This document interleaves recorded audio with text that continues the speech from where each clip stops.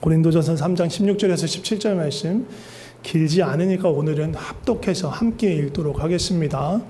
시작. 너희는 너희가 하나님의 성전인 것과 하나님의 성령이 너희 안에 계시는 것을 알지 못하느냐. 누구든지 하나님의 성전을 더럽히면 하나님이 그 사람을 멸하시리라. 하나님의 성전은 거룩하니 너희도 그러하니라. 아멘. 오늘 말씀의 제목은 우리 가운데 성령님이 계십니다. 있는 말씀이에요. 우리가 지난 몇 주 동안 뭐에 대해서 얘기하고 있냐면 교회에 대해서 얘기하고 있는 거예요. 저기 우리 대신 교회를 넣으면 돼요. 교회 가운데 성령님이 계십니다. 교회의 본질이 무엇인가? 교회가 무엇인가? 우리의 정체성이 무엇인가? 그런 얘기를 나누고 있습니다. 도대체 우리는 교회에 왜 모이는가? 그런 얘기 하는 거예요. 이 예배당이 교회는 아니에요. 그럼 뭐가 교회냐? 예수를 믿는, 예수 그리스도를 믿는 우리가, 공동체가 교회예요. 그래서 예수 그리스도를 믿는 우리가 교회인데, 이 교회는 하나님의 가족이고 또 그리스도의 몸이고 그리스도의 신부고 또 그리스도의 증인입니다. 그리고 하나님의 백성으로 하나님 앞에 나오도록 하나님을 거기서 만날 수 있도록 부름받은 예배자다. 그런 말씀 쭉 나눠왔습니다. 방금 전에도 얘기했지만 예배의 핵심 뭐냐? 하나님의 백성으로 하나님을 만나는 게 예배의 핵심이에요. 지난주 나눴던 거예요. 그럼 예배 시간, 물론 개인 예배도 있지만, 우리 공예배를, 이렇게 공동체로 예배를 드린다면, 묵상기도, 사실은 오늘은 찬양을 그 앞에 배우는 시간부터, 사실 그 전에 앞에 먼저 와서 예배를 위해서 기도하고 마음을 준비하는 그 모든 시간으로부터 그 안에 있는 모든 순서 안에서 하나님을 만나는 것이 가장 중요하다는 거예요. 이 모든 시간을 통해서 하나님을 만나셨으면 좋겠고요. 그렇게 하나님의 얼굴을 찾는 간절한 마음으로 하나님께 나오시기를 축복합니다. 우리가 이 주일날 귀한 시간 내서 여기 모인 이유예요. 하나님을 뵙지 못하면, 하나님을 만나지 못한다면 사실 아무런 소용이 없는 거예요. 또 뒤집어서 말한다면 하나님을 만나고 하나님의 그 얼굴을 뵙고 그 임재를 경험하고 하나님이 나에게 말씀하시는 것을 듣는다면 그거보다 더 큰 복, 그거보다 더 큰 은혜는 없다라는 거예요. 뭘 찾아야 돼요? 그걸 찾아야 돼요. 오늘 예배 가운데서도, 오늘 말씀 가운데서도 마음을 다해서 하나님 나에게 무슨 말씀을 하시나, 하나님의 얼굴 표정은 어떠한가, 나를 향한 하나님의 눈빛은 어떠한가, 그것들을 집중하셔서 귀는 저에게 향하면서도 마음의 눈은, 마음의 시선은 하나님을 찾으셔야 하는 거예요. 그게 예배의 바른 태도입니다. 오늘은 교회와 성령의 관계에 대한 이야기를 나누려고 했습니다. 제목이, 요즘 제가 계속 제목을 저런 문장의 형태로 만들게 되는데 어떻게 하다 보니까 그렇게 됐네요. 우리 가운데 성령님이 계세요. 교회와 성령님에 대한 얘기는 사실 지지난주에 한번 했었어요. 지나가면서. 언제 얘기했을까요? 무슨 얘기 했을까요? 그리스도의 증인됨에 대해서 얘기할 때 얘기했어요. 사도행전 1장 8절 얘기했잖아요. 오직 성령이 너희에게 임하시면 너희가 권능을 받고 예루살렘과 온 유대와 사마리아와 땅끝까지 이르는데 증인이 되리라. 그래서 교회의 시작이 언제라고 그랬어요? 2주 전에 했는데 교회 시작이 성령이 임하실 때, 성령 강림하실 때 그 오순절이 교회의 시작이라니까요. 성령님이 이 땅에 오심으로 해서 지상의 교회가 시작된 거예요. 예루살렘, 최초의 예루살렘 교회가 성령님이 강림하시며 탄생했고요. 그 이후로 교회가, 그리고 성령이 퍼져나가는 이야기가, 성령의 사역이, 교회의 또 성령에 대한 순종의 이야기가 사도행전 전체에 나와 있는 거예요. 지금의 우리가 살아가는 이 시대를 은혜의 시대라고도 하지만 교회 시대, 성령 시대라고 하는 거예요. 성령이 교회 가운데 역사하는 시대니까. 그때 그래서 2주 전에 무슨 얘기를 했냐? 성령님의 가장 강력하고 뚜렷한 사역은 우리로 하여금 그리스도의 증인되는 능력을 주신다. 그리스도의 증인되는 권세를 주신다. 증거 능력, 증언 능력을 주시는 거예요. 그럼 뭐냐? 다른 말로 하면 우리로 하여금 예수 그리스도를 경험하여 알게 하신다라는 거예요. 목격자가 되게 하신다는 거예요. 경험한, 체험한 자가 되게 한다는 거예요. 체험하고 경험하고 목격했기 때문에 예수 그리스도를 증거하게 되는 거고 그 증거에는 능력이 있는 거예요. 오늘은 그 증인으로서의 능력을 갖게 하시는 것 외에 성령께서 우리에게, 우리 안에 계실 때 행하시는 일과 또 우리에게 요구하시는 것에 대해서 좀 살펴보고 싶어요. 근데 그렇게 하기 전에 오늘 우리가 고린도전서 3장 말씀을 봤는데 6장 19절 말씀도 한번 볼게요. 저것도 읽어봅시다. 시작. 너희 몸은 너희가 하나님께로부터 받은 바 너희 가운데 계신 성령의 전인 줄을 알지 못하느냐? 너희는 너희 자신의 것이 아니라. 오늘 읽었던 본문 3장 말씀하고 되게 비슷한데 조금 다르게 두 개 같이 올려놓은 거 있어요. 3장 16절하고 6장 19절을 같이 올려놓은 거 있는데 자세히 보세요. 뭐가 다를까요? 물론 문구가 달라요. 하나는 하나님의 전이라고 하고 하나는 성령의 전이라고 해요. 그게 다르겠죠, 물론. 근데 그런 거 말고 어떤 차이가 있을까? 맥락상의 차이가 있어요. 6장의 이 말씀, 너희 몸은 너희 하나님의 성전이다, 성령의 전이다라고 말하는 건 개인에게 하시는 말이에요. 너희 각 사람은 하나님의 성전이다라고 말하는 거고요. 3장 16절에는 너희가 하나님의 성전이라고 말한 이 너희는 공동체를 말하는 거예요. 우리가 함께 모여있는 이곳이 우리의 공동체가, 우리의 모임이 하나님의 성전이다라고 말하는 거고 6장 19절은 너 각각 개인이 하나님의 전이다라고 말하는 거 차이가 있어요. 왜 오늘은 3장에 있는 말씀, 왜 우리는 교회에 대해서 계속 나누고 있으니까 공동체를 하나님의 성전으로 부르셨음에 대해 더 깊이 나누려고 해요. 성령님, 영어로 하면 홀리 스피릿이에요. 한문으로도 성령이잖아요. 성은 뭐예요? 거룩할 성. 네, 영은 영이에요. 네, 거룩한 하나님의 영이에요. 그만큼 성령님의 본질적인 특징 중에 하나가 거룩함이라는 얘기예요. 거룩함. 거룩에 대해서 제가 지난번에 말씀드렸죠. 거룩이 뭐예요? 거룩은 구별됨이에요. 구별됨. 정확하게 말하자면 내가 스스로 나를 구별하는 게 아니고 구별됨을 받는 거예요. 그러니까 하나님께서 우리를 구별해서 하나님의 소유 삼으신 것, 그게 거룩이에요. 내가 뭘 해서 거룩하게 되는 게 아니에요. 우리의 존재가 거룩하게 되는 건 하나님의 선택이에요. 하나님의 부르심이에요. 나의 상태와 상관없이 하나님 나를 거룩한 하나님 것 되게 하셨어요. 하나님 것이기 때문에 거룩한 거예요. 내가 뭐가 잘나서가 아니고 내가 깨끗해서가 아니라 그냥 하나님이 야, 너 내 거 하자. 그랬기 때문에 거룩해진 거예요. 막 거룩해져야지 막 하고 무슨 규범대로 행하고 막 어떤 행동을 하고 그래서 거룩해지는 게 아니고 하나님 너 내 거야. 너 내 백성 하자. 너 내 자녀 하자. 내가 너를 사랑해. 내게로 오렴. 그 말씀을 듣고 아멘하고 하나님께 나오는 자 그 사람을 거룩하게 하신 거예요. 하나님께 자신의 소유 삼으신 거예요. 그래서 거룩한 거예요.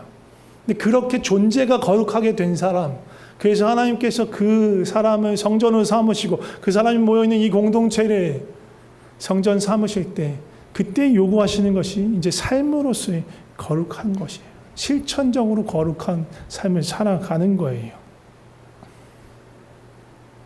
그렇다면 그 거룩함을 요구받을 때 우리 삶에 그로 인해서 자연스럽게 나타나는 것이 있어요. 하나님 우리를 거룩하게 부르셨음을 알고 그 거룩함으로의 부르심에 그 구별된 삶을 살기로 원하는 마음이 생기고 그렇게 하나님 앞에 나아갈 때 무슨 일이 생기냐? 내 속에 있는 죄를 발견하게 되는 거예요. 로마서 7장의 얘기예요. 내 속에서 하나님의 법을 따르고 싶어. 거룩한 삶을 살고 싶어. 선한 삶을 살고 싶어. 의로움을 이루고 싶어. 그 부르신 대로 거룩한 삶을 살고 싶은데 내 속에 또 다른 법이 있어. 죄의 법이 있어. 죄의 습관된 내 본성이 또 있어. 그걸 내가 나를 잡아 끌고 죄로 자꾸만 이끌어가는 거예요. 그런 나 자신을 발견하게 되는 거예요. 언제? 성령의 그 거룩함으로 해서 부르심을 내가 이제 알고 그걸 따라가고 싶어 할 때. 그전에는 몰라요. 내가 죄인인지 아닌지 제대로 알지도 못해. 근데 이제 하나님의 마음을 알겠는 거야. 조금 알겠는 거야. 아, 하나님 정말 이런 것을 기뻐하는구나. 형제를 사랑하는 걸 기뻐하는구나. 내 자존심 내세우는 것보다 내가 겸손해져서 낮아져서 나보다 남을 이웃을 지체를 더 낮게 귀하게 여기고 정말 나를 드러내지 않고 형제를 사랑하고 섬기는 것을 기뻐하는구나. 알게 됐어. 근데 문제는 뭐야? 내가 그렇게 못 사는 거야. 하나님 뭘 기뻐하시는지 알게 됐는데 못 살아. 막 인정받고 싶고 사람들한테 칭찬받고 싶고 질투하게 되고 판단하게 되고 수근수근하게 되고 정죄하는 마음, 교만해진 마음, 높아진 마음. 내가 뭔가 조금 잘했으면 그걸로 막 내 어깨가 이만큼 올라가고 그게 나 자신인 걸 발견하게 되는 거예요. 괴로울까요? 안 괴로울까요? 괴로워요. 예수 그리스도가 내 안에 들어오고 생명으로 그 거룩한 생명으로 살아가기 시작하면 괴로워. 그 전에 전혀 괴롭지 않았던 게 이제 괴롭기 시작하는 거예요. 그 전에 내가 죄로 살아갔는데 죄인지도 모르고 거기서 그냥 뒹굴뒹굴하면서 본성대로 살아갔어. 하나도 어렵지 않았어. 그런데 이제 성령이 이끄시는 대로 하나님의 그 기뻐하시는 뜻을 조금씩 알면서 살아가려고 하니까 내 육신과 부딪히는 거예요. 그때 뭘 해요? 통회하는 마음으로 회개하는 거예요. 하나님, 내가 이렇게 큰 죄인입니다. 나 스스로는 어떻게 나를 할 수 없는 죄인입니다. 성령께서 역사하시는 곳, 성령이 이끄신 대로 살아가기 원하는 사람, 그 안에는 반드시 회개가 따라오게 돼 있어요. 회개가 따라오게 돼 있어요. 성령 충만한 개인의 삶에서도 반드시 회개가 따라오게 돼 있어요. 회개가 없는 삶은요, 고민해 봐야 돼요. 과연 내가 하나님과 동행하고 있는가? 성령을 따라가고 있는가? 아무도 스스로 거룩할 수 없기 때문에 이 땅의 지상에 이 육신의 거죽을 입고 있는 이상 아무도 성령 앞에서 거룩한 하나님 앞에서 떳떳하게 나 의로워요, 나 깨끗해요 할 수 있는 사람이 아무도 없어요. 그러니까 우리는 거의 매일 탄식 가운데서 하나님을 부르짖으며 나아가는 거예요. 근데 탄식만 있으면 너무 힘들잖아요. 그래서 로마서 8장까지 읽어야 돼. 7장까지만 읽고 괴로워하면 안 돼. 8장까지 읽어야 돼. 그런데 그럼에도 불구하고 성령을 따라가는 모든 사람에게 하나님께서 자유함을 주시는 거예요. 기쁨을 주시는 거예요. 나는 비록 연약하고 힘들지만 그럼에도 불구하고 기쁨을 주시는 거예요. 성령이 역사하는 곳에 뭐가 있다고요? 회개가. 죄를 발견하기 때문에 회개가 있어요. 우리나라 선교 역사에 보면 1907년에 평양에서 어마어마한 부흥이 일어났어요. 평양 대부흥이라고 말하는 거죠. 처음에 무슨 일로 시작했을까요? 말씀 사경회를 하고 있었어요. 한 500명이 모였대요. 엄청 많이 모인 거예요. 500명이 모여서 말씀을 듣고 기도하고 그랬어요. 별일이 일어나지 않았어. 근데 무슨 일이 시발이 됐을까요? 길선주 장로님이라는 분이 계셨어요. 그 당시는 장로님이 나중에 안수받으신 목사가 되는데, 그 당시 장로님이셨어. 그런데 그 말씀을 듣는 가운데 성령께서 죄를 계속 보게 하는 거예요. 견디지 못하게 하는 거예요. 참을 수 없게. 이걸 빛 가운데 드러내지 않으면 안 되도록 그 마음을 엄청난 성령이 주신 부담으로 누르시는 거예요. 그래서 어떻게 했어요? 공개적으로 그 600명이 모여서 말씀을 듣는 그 가운데서 공개적으로 자기 죄를 자복해요. 내가 죄를 졌다. 친한 친구가 있었는데 그 친구가 어쩔 수 없이 세상을 떠나면서 자신 재산을 정리해달라고 나한테 부탁하면서 100원을 줬다. 지금 돈 100원 아니에요. 당시 돈 100원. 지금 돈으로 하면 300, 400만 원 뭐 그 정도 되나 봐요. 적지 않은 돈이죠. 근데 그 돈을 꿀꺽했어요. 자기 임의로 유용했어. 근데 말씀을 듣는 가운데 성령께서 계속 거기를 말씀하시니까 견딜 수 없어서 그걸 공개적으로, 장로잖아요. 얼마나 부끄러워. 남의 돈 꿀꺽했다는 얘기를 거기서 해야 돼. 친구 돈을 그것도. 죽어가면서 부탁한 친구의 돈을 꿀꺽했다는 얘기를 해야 돼. 얼마나 부끄럽고 창피해요. 그 앞에서 겸손하게 성령님이 이끄시는 대로 자복한 거예요. 그랬더니 그 회개를 하나님께서 사용하셔서, 통로를 사용해서 그 모든 그 사경에 모였던 사람들이 한 명씩 나와서 죄를 고백하는 거예요. 남녀노소 할 것 없이. 그 소문이 퍼져서 평양에 있는 어떤 그 관아에, 야, 거기 가면 자기가 이렇게 죄를 자백하는 사람들이 많다더라. 거기 가면 범인을 검거할 수 있어. 그 얘기를 듣고 누가 가요? 범인 잡으러. 그러면 자기 실적 올라가니까. 근데 거기서 하나님의 메시지를 듣고 그 사람도 이게 엎어져요. 회개해. 그리고 결국은 그 사람도 그 순사직을 내려놓고 나중에 이렇게 목회자의 길을 갔다고 해요. 하나님이 그 평양 가운데, 그 평양 장대현 교회를 통해서 역사하기 시작하고, 거기서 길선주 장로를 통해서 역사하기 시작해서 자복하고 회개하는 일들이 일어나고, 거기서 그치지 않고 아예 평양시 전체가 바뀌어요. 술집이 문을 닫아요. 그리고 그냥 교회에서 나 잘못했어요 하고 끝나는 게 아니에요. 내가 누군가한테 잘못했어. 그럼 그 사람을 찾아가서 미안하다, 잘못했다. 내가 물질적으로, 금전적으로 내가 피해를 주겠다면 배상하겠다, 보상하겠다. 실질적으로 책임을 지는 그런 일들이 일어나는 거예요. 그러니까 평양 전체가 바뀌고 그 영향력이 한반도 전체에 부흥의 불길로 타오르게 된 거예요. 그게 평양 대부흥의 이야기입니다. 성령님이 하시는 일이에요. 성령님은 우리를 거룩하게 하세요.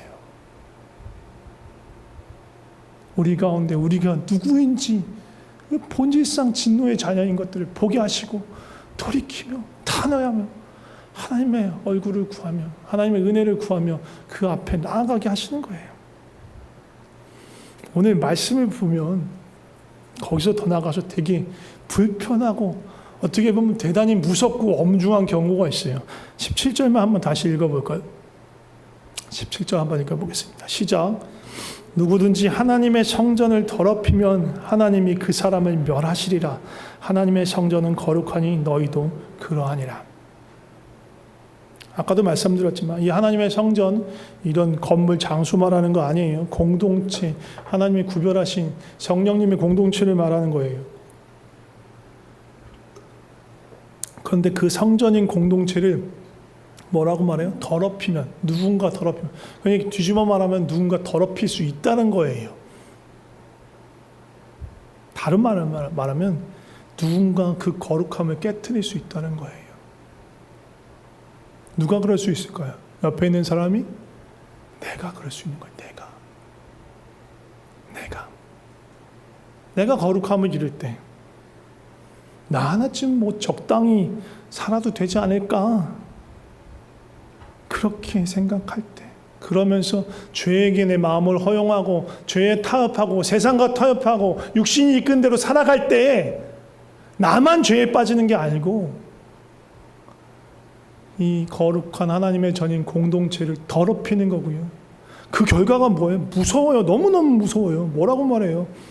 하나님이 그 사람을 멸하시리라. 안 무서워요? 저 너무너무 무서워요. 구약에 있는 말씀이 아니잖아요. 바울 서신이에요. 신약의 교회에서 거룩한 얘기예요.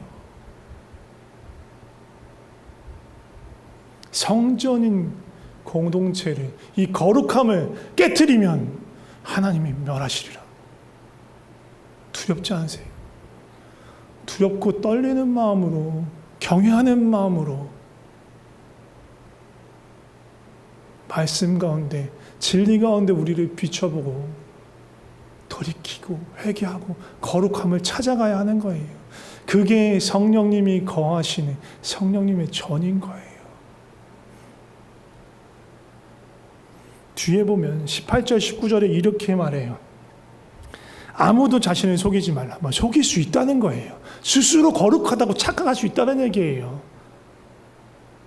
지혜 있는 줄 착각하지 마. 차라리 어리석은 자가 돼. 그래서 지혜를 구하는 편이 스스로 지혜 있다고 생각하는 것보다, 스스로 거룩하다고 생각하는 것보다 훨씬 나아.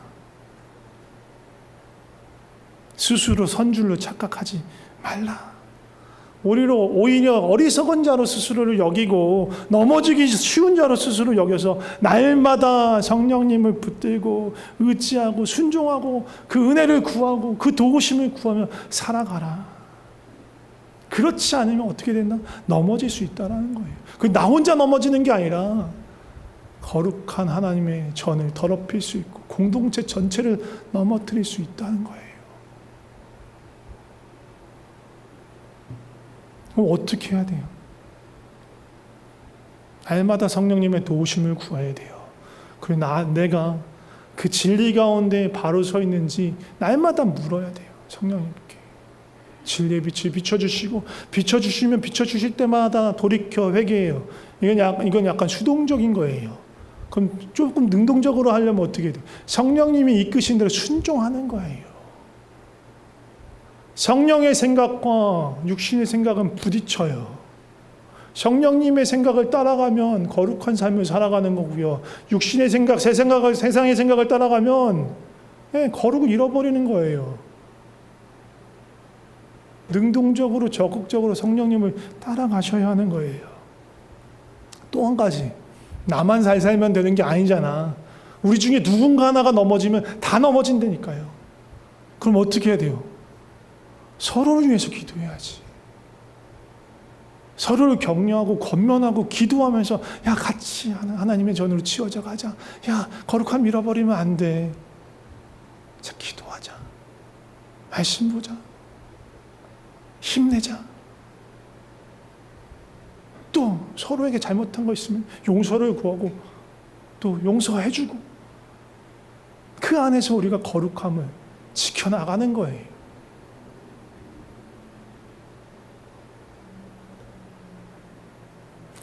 로마서 8장 5절에서 9절까지 말씀 함께 잠깐 보겠습니다.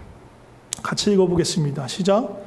육신을 따르는 자는 육신의 일을, 영을 따르는 자는 영의 일을 생각하나니 육신의 생각은 사망이요 영의 생각은 생명과 평안이라.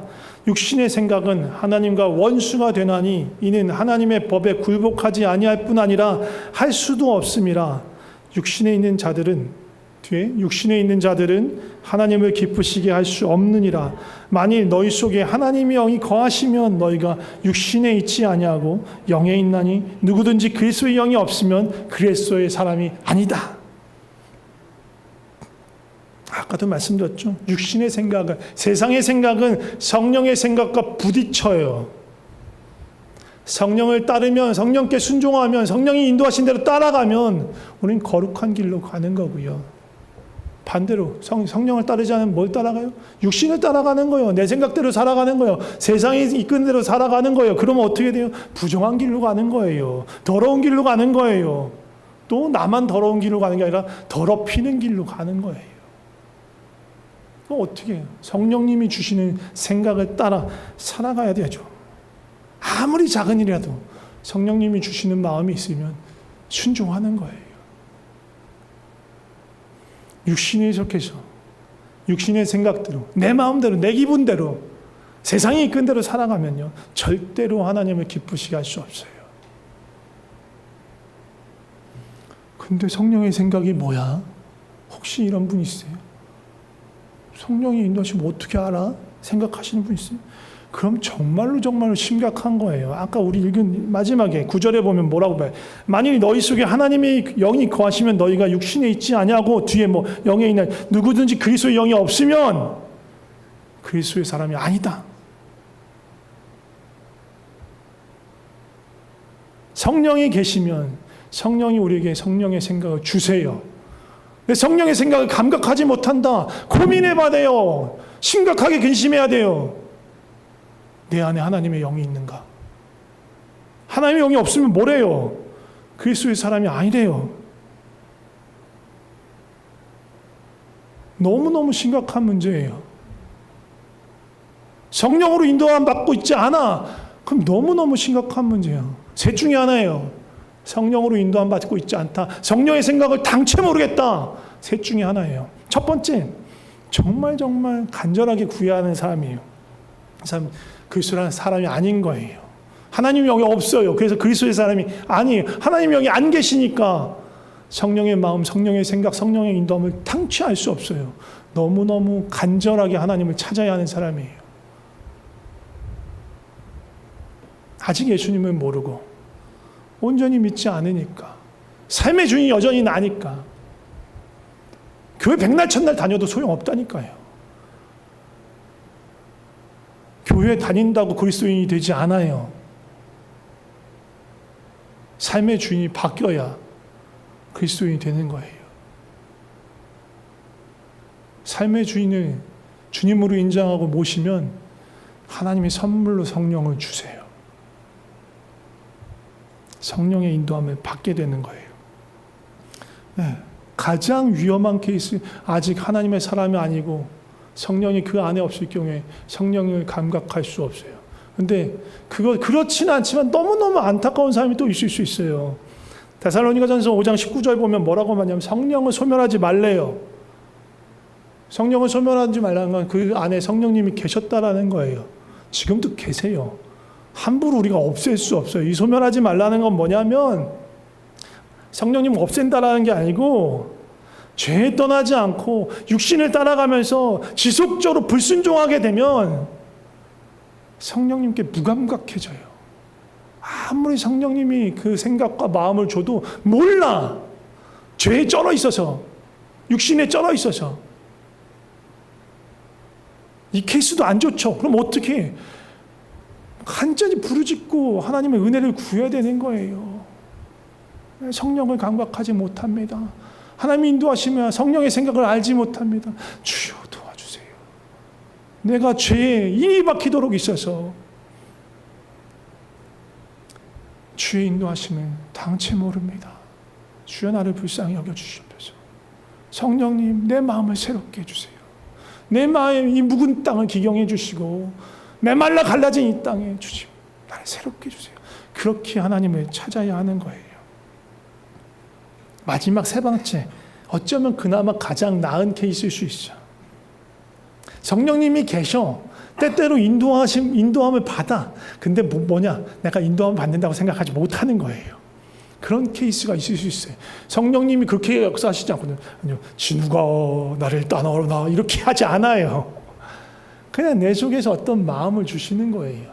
생각을 주시는 거예요. 부담을 주시는 거예요. 그냥 어떤 누군가를 불쌍히 연민을 느끼게 하시기도 하고 뉴스를 보면서 기도하게 하시기도 하고 막 그래. 근데 그거를 그냥 내 속에서 그냥 자연스럽게 떠오르는 거로 생각하는 거야. 성령님이 인도하셨다고 생각 안 하는 거야.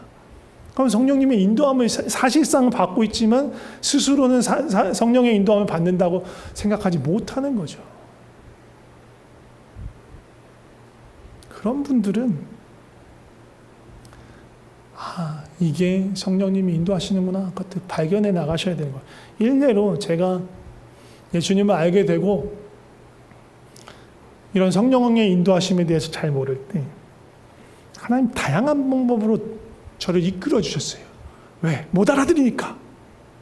일례를 들면 그거예요. 저 모태신앙으로 자랐지만 23살, 24살 때 예수님이 인격적으로 만났어요. 그리고 아주 편하게 살았어요. 그 전까지 살던 대로 그냥 살았어요. 어떻게 보면 별로 거룩하지 않게 모양으로는 그렇게 살았어요. 하나님이 하나씩 만져주시기 시작했어요. 말씀도 좀 부끄럽지 않습니다만, 부끄럽지만 부끄럽지 않습니다. 담배도 피고 술도 마셨어요. 예. 전혀 근데 부담이 없었어요. 예수님을 알게 된 이후에 하나님 딱히 그거에 대해서 저에게 이거 죄다, 끊어라, 없애라 그런 얘기는 안 하셨어요. 그런 마음을 주지 않아요. 편하게 담배 피고 술 마시면서 교회를 열심히 또 다녔어요. 하나님 기쁘게 섬기고 예배드렸어요. 그런데 어느 날 같이 교회 다니는 동생이 저에게 말했어요. 형, 담배 안 폈으면 좋겠대. 형이 그거에 대해서 양심이 어렵지 않고 하나님이 죄 정지하지 않는다고 느끼는 것까지는 괜찮은데 동생들한테 형이 주는 영향이 만만치 않다고. 고등부 친구들, 중고등부 애들이 형 다 아는데 형 냄새 난다고. 그럼 애들이 얼마나 혼란스럽고 헷갈리겠냐고. 다 그 얘기를 듣는데 모르는 얘기가 아니고 로마서에도 고기 먹는 얘기, 바울 얘기 충분히 오랫동안 들어왔습니다. 근데 그날 그 친구에게 들리는 그 얘기가 성령님이 나에게 하시는 얘기로 들렸어요. 하나님이 나에게 이제 말씀하시는구나. 이제 안 했으면 좋겠다고. 이 친구 입을 통해서 지금 나에게 말씀하시는구나. 이제 안 해야겠다. 잘 안 끊어지더라고요. 중독된 거니까. 한참 동안 걸려서 끊긴 끊었어요. 그리고 또 한 가지. 25, 26이 되도록 성경을 한 번도 처음부터 끝까지 읽어본 적이 없어요. 지금 통독 열심히 하고 계신 분들 너무너무 감사한 줄 아셔야 돼요. 모태신앙이었다니까요. 교회를 그렇게 오래 다녔는데도 25, 6년 살면서 창세기부터 계시록까지 한 번도 읽어본 적이 없는 거예요. 그런데 한 1, 2주간을 통해서 말씀을 읽어봐라, 말씀을 좀 가깝게 하라는 얘기를 이 사람 저 사람 심지어 라디오를 통해서도 그런 얘기를 듣는 거예요. 근데 무슨 생각이 드냐면 하나님 얼마나 답답하셨으면 이 수많은 사람을 통해서 지금 나에게 지금 하나님 말씀을 읽어보라고 지금 그렇게 부르시는구나 알게 된 거예요. 그래서 이제 성경을 책 펴기 시작했고 그때부터 되게 느리지만 꾸준하게 읽어서 몇 년을 걸쳐서 읽다고 그랬어요. 처음에도 몇 년 걸렸어요. 한 1년 넘게 걸렸던 것 같아요. 한 2년 반 정도 걸렸던 것 같아요. 나중에 알았어요. 그 모든 게 성령님이 나를 인도하시면서 주시는 하나님의 마음이구나. 돌이켜보니까 여러 가지 통로로 하나님이 저에게 주셨던 여러 가지 인도하심과 하나님의 생각과 하나님의 마음이 나한테 부어졌던 걸 알게 됐어요. 그게 성령의 인도하심이구나. 때로는 우리가 찬양하고 예배하고 말씀 드릴 때, 그 찬양의 가사가 또 목사를 통해서 전해지는 그 이야기가, 나에게 지금 하나님께서 들려주신 얘기구나. 확 다가올 때가 있어요. 이 찬양의 가사가 나를 이렇게 때리는구나. 나를 돌아보게 하는구나. 이게 진리구나. 훅 다가올 때가 있어요. 하나님의 사랑이 다가오기도 하고, 하나님 위로가 다가오기도 하고, 어떤 캄캄하게 길을 잃고 아무것도 답답했던 나에게 하나님이 여전히 함께 하시며 나를 동행하시고 이끄신다는 사실을 확인시켜 주시기도 하고, 어떨 때는 책망하시는 하나님을 만나기도 하는 거예요. 네가 지금 죄 가운데 있구나. 네가 지금 부정함 가운데 있구나. 네가 돌이켜야 해. 그 하나님을 만나는 거예요. 그 하나님 만나야 우리가 바뀌어요.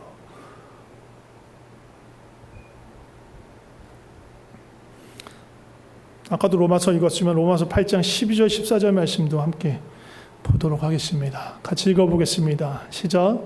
그러므로 형제들아 우리가 빚진 자로 돼 육신에게 져서 육신대로 살 것이 아니니라. 너희가 육신대로 살면 반드시 죽을 것이로되 영으로서 몸의 행실을 죽이면 살리니 무릇 하나님의 영으로 인도함을 받는 사람은 곧 하나님의 아들이라.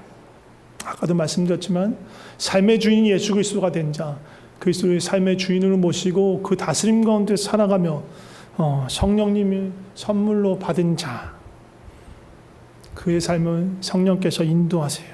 성령의 생각을 주세요. 그리고 성령님을 따라갈 때 주님이 주신 그 생명 가운데 살아가고 하나님의 자녀로서의 권세를 누리면서 살아갈 수 있는 거예요. 혼자만 그렇게 살지 말고 살아서도 안 되고 우리가 한 성령 안에서 하나님의 성전으로 지어져 가며 서로가 이 하나님의 거룩한 부르심을 지킬 수 있도록 서로를 도와야 돼요. 서로를 격려해야 돼요. 서로를 지켜야 돼요. 우리는 형제를 지키는 자예요. 그게 우리 부르심이에요. 우리 그렇게 거룩한 성전으로 하나님의 전으로 성령님이 거하시는 그런 공동체로 함께 지어져 가면 좋을 것 같습니다. 서로를 위해서 기도하고 격려하고 응원하면서 그렇게 거룩한 삶으로 부르신 그 삶을 누리며 살아가시기를 축복합니다. 우리 함께 찬양하며 기도했으면 좋겠습니다. 함께 지어져 가느라는 찬양 우리 함께 했으면 좋겠습니다. 우리는 하나님의 자녀, 우리는 하나님의 자녀, 주 사랑 안에 우리 거할 때 주님 나를 사랑하신 것 같이 우리도 서로 사랑할 수 있네. 우리는 주의 몸된 교회, 우리는 주의 몸된 교회. 모든 지체가 하나 될 때, 모든 지체가 하나 될 때 예수님의 마음을 닮아가며 고통과 즐거움 함께 나누네. 하나님 안에서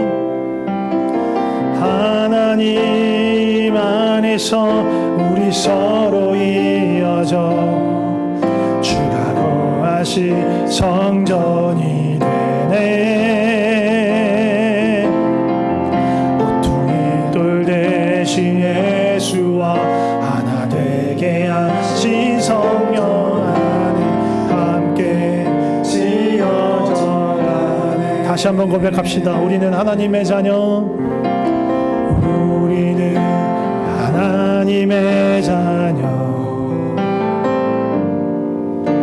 주 사랑 안에 우리 거할 때 주님 나를 사랑하신 것 같이 우리도 서로 사랑할 수 있네. 우리도 서로 사랑할 수. 우리는 주의 몸된 교회,